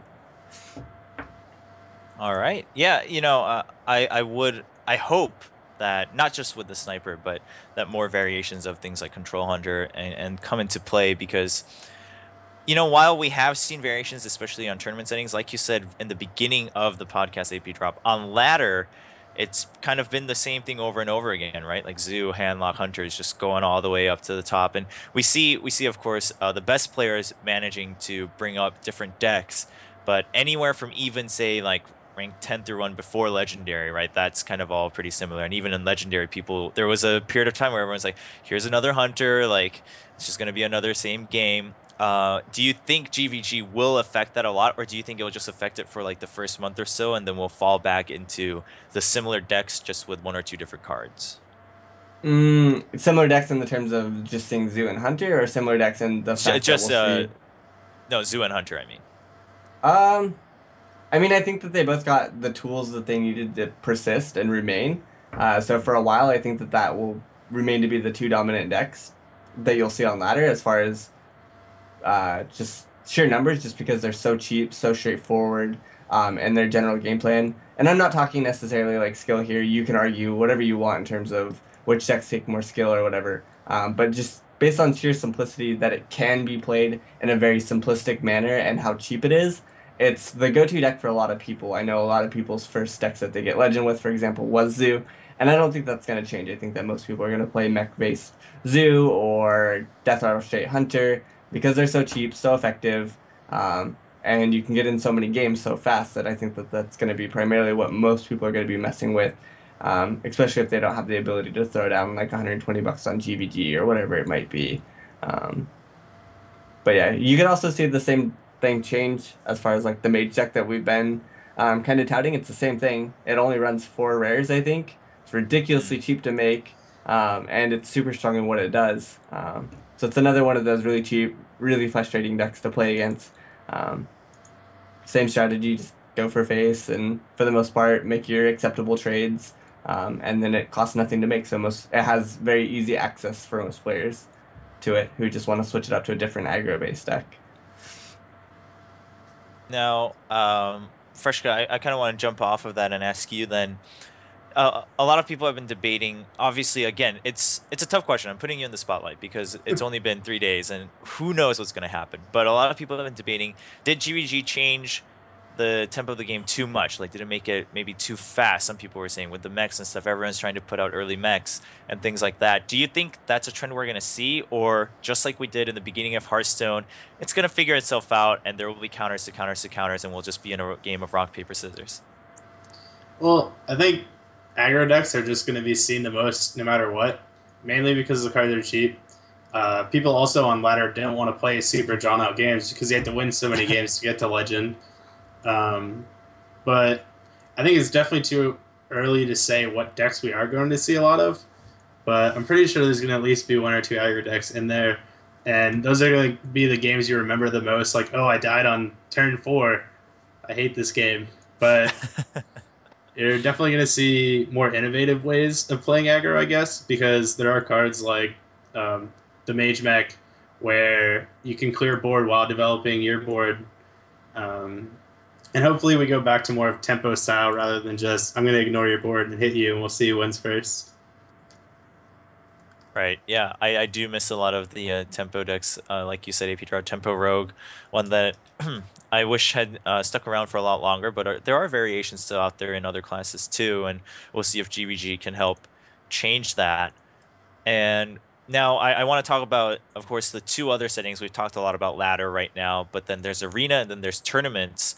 But the tournament discussion I think will be a little bit longer. So let's go with arena first. People have been debating, did GVG cards actually lower the quality of decks in arena? Because in the beginning, everyone was like, no, actually, this is great. You know, Matter Bomber, things like that, Bomb Lobber, it's going to be great in arena. But now that there's less of a chance to get AoE clears, entire board clears out of your draft, did that lower the overall quality of arena decks and perhaps make it harder to trust in yourself to win your games?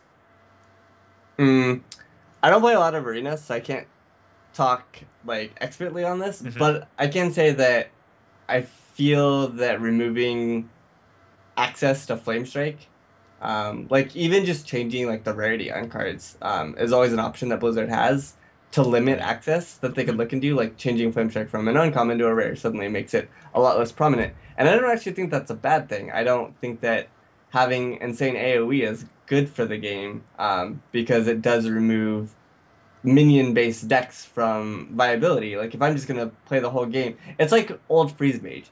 If I'm gonna play the whole game and all you're gonna do is freeze my board, clear my board, clear my board, then I'm no longer able to play a minion-based game. I now have to play a spell-based game or a burst-based game with chargers or something, and that's not fun for anybody. Well, for most people.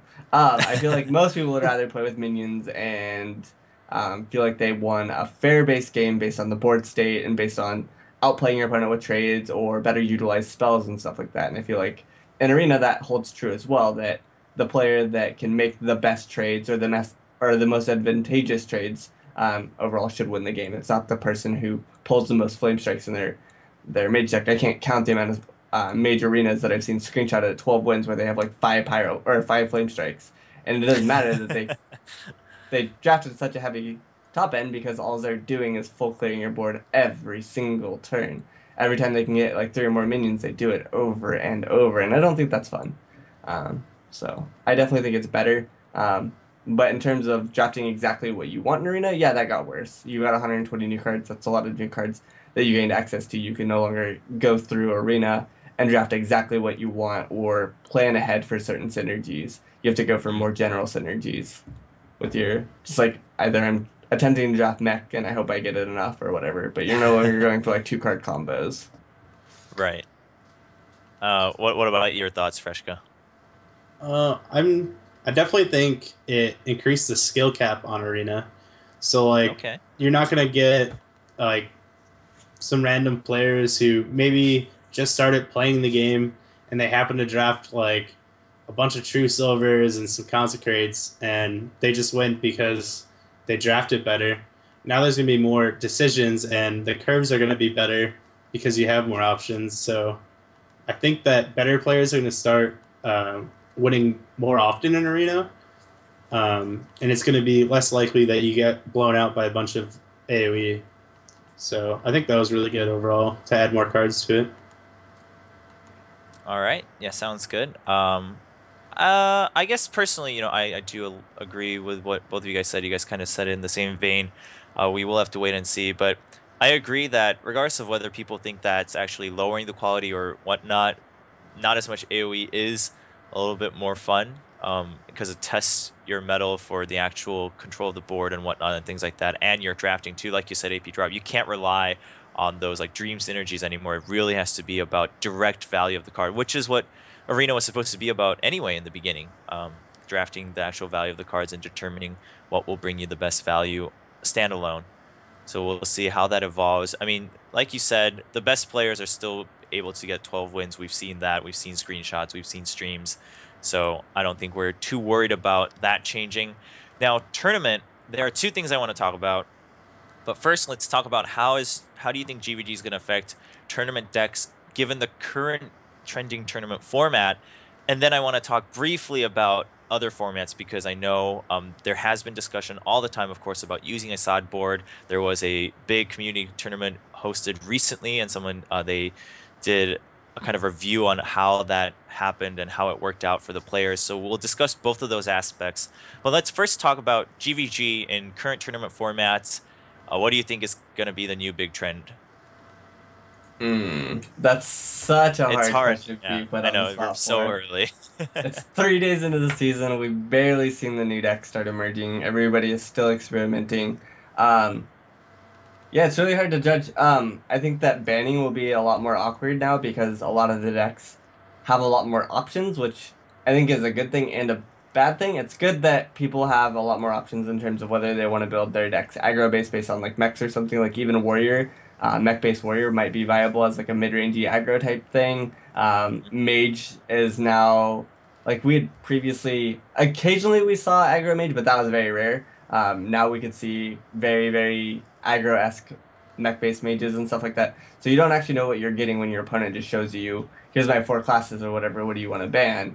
So you don't know what you're getting, but that's also a bad thing too, in that you can't plan certain strategies. Now it feels like you almost have to have more overarching strategies and be more well-rounded. You can't have as many bullet decks or something in your lineup to take out or to ban an aggro deck and then hope you hit mostly control or something. Now it feels like you're going to be pushed more towards general strategies. So I don't know.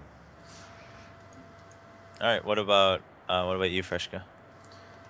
Yeah, so going based off of like the most common format would be like bring 3 decks or maybe bring 4 and ban 1.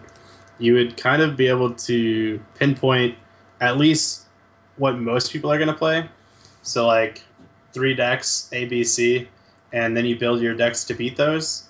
But now even if you build a form or your decks to where you beat everything except for one specific deck, you have to ban a class now, and it might not even be that deck, but yeah, it definitely opens up uh, kind of options, I guess, would be the word. Okay. We just have to see where it goes. Yeah, like you guys said, the actual meta we have to wait and see. It's only been the first week and only a couple of days at that. But do you have any thoughts on tournament formats? Do we want to keep this whole kind of King of the Hill style where you end up, and then we've seen, right? The trend is then you end up just building counter decks to counter decks. And I know one thing when I've talked with Doa here at OGN, one thing that's come up is, well, then it's kind of hard for the viewers to really enjoy it as much as maybe they could with other formats because the decks you see in tournament aren't as relatable to ladder, right? Because on ladder you have to play something with the best win rate that's most consistent. So you're not going to be playing it, things like Control Paladin, even if they were played so often in tournaments. What do you guys think about that? I think it's really First. important to make the viewers happy because without the viewers, the events can't happen anyway. Mm. So I definitely think that the ban format is the most fair for players, but it's definitely not exciting for people who are looking to get new decks because they're going to take those decks and it's specifically made to beat control, and then they're going to take it on ladder and lose to every hunter. And just like, Right. how did this guy win this big tournament with this deck? It sucks. So, something as far as a tournament rule I did like, I can't remember the tournament, but they made it so you could pick your opponent's first deck. I thought that was pretty interesting. Like instead of banning a class, you said your classes and then you got to pick which one they started with. I thought that was interesting.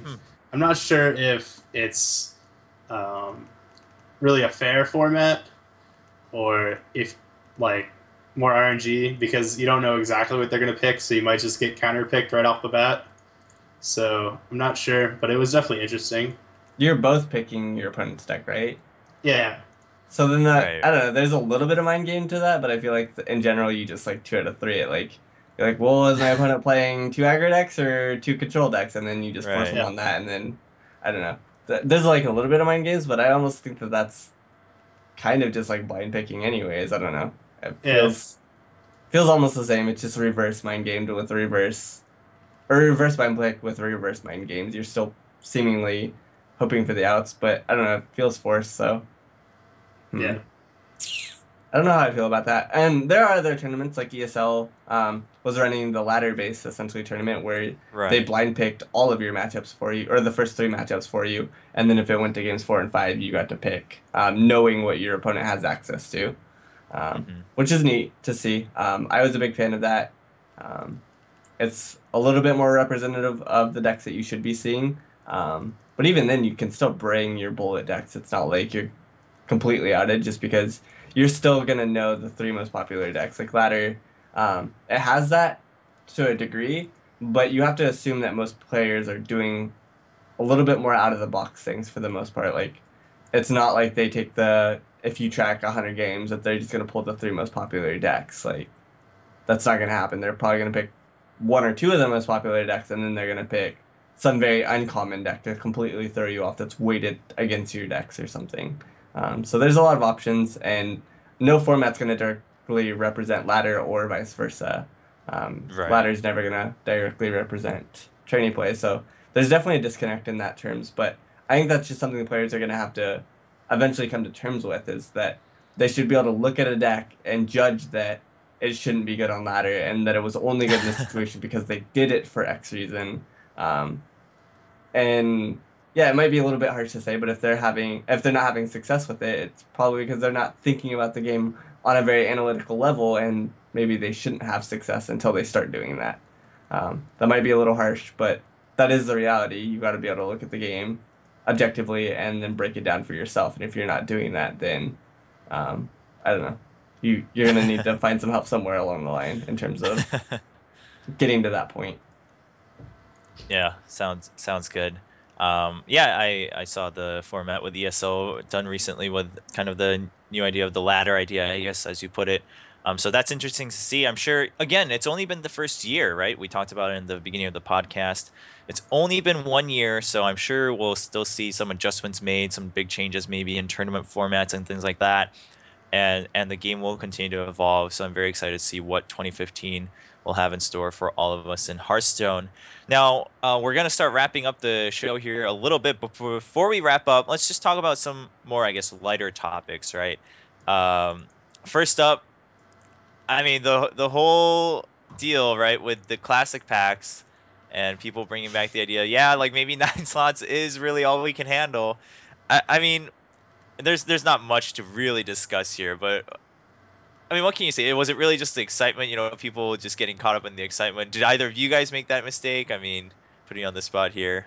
Um, Yeah, I saw the Reddit jokes about it. Obviously, there's a bunch of players that did it, and then I saw the Reddit thread saying, "We can't even handle picking the right packs. How can we handle more than 9 decks?" Like Blizzard better keep babying us because yeah, we need it. On the 9 deck slots, I think most people are obviously like, we need more. Like I'm using an auto hotkey macro to build my decks for me because I want access to more than 9 decks, or Right. just saved more than 9 decks, so that if I ever feel like playing hand lock out, I could just build it in 5 seconds or whatever. Like that's pretty lame that I have to use an outside program to easily do something that I should have access to anyways. But as far as the packs go, no, yeah, I don't know how you make that mistake personally. But I definitely see the other side where somebody just got off work, they ran home, they're super excited to play, Right. um, or you're streaming, and as a streamer, you feel pressure to just kind of like get on with it, just like do whatever you're doing in like a somewhat fast fashion. So I could definitely see somebody just going, all right, pack time, clicks the button, clicks the packs, clicks the $70 button, clicks buy, puts in their account, and then chat blows up, and you're just like, oh, that's awkward. Like, I could see it, but at the same time, I'm more of like the double check everything that you're kind of doing person. So Yeah. yeah, teach their own. But yeah, I don't fault anybody who did it. I don't think they're morons or something. I think they're just excited or that they had other pressing things that they're thinking about or doing. Yeah. I mean, it's an honest mistake. But what about you, Freshka? I would definitely want more deck slots. That's yeah. I've been complaining about that since the game started. I have like a folder of 250 screenshots of like different decks that I have, but Uh, 9 is way too little. You argue you have one for each class or whatever, but there's so many different ways you can play each class now. Like, is that really right. enough? Yeah, you have aggro, you have mid range, you have control, you have what the hell is this deck like? Combo, yeah. But in regards to buying the wrong packs, it didn't happen to me, and he's probably gonna hate me. But Penny, I'm not sure if too many people are aware of him. He's a European player. He actually bought like $70 worth of the old packs.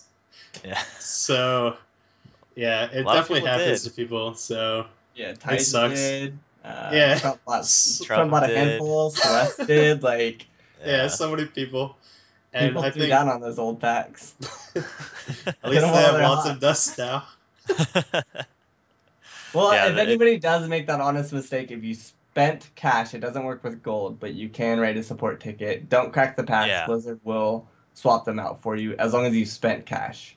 So Yeah. Blizzard's been very accommodating. As long as it's cash, they're able to process refunds. But with gold, of course, it's going to be hard and to the point where they can't do it themselves. So hopefully, if you did buy the wrong packs, hopefully it was with cash. But hopefully you just buy the right packs, like you said, Apdrop. It's an honest mistake, but it's not one that you should be making. You should really double check, especially if you're spending real money. You should always double check your purchases and anything, not just Hearthstone. yeah, This is like a life tip here. yeah. So There's a checkout confirmation and everything. Look that thing over one time. Like it's pretty basic strategy here. yeah.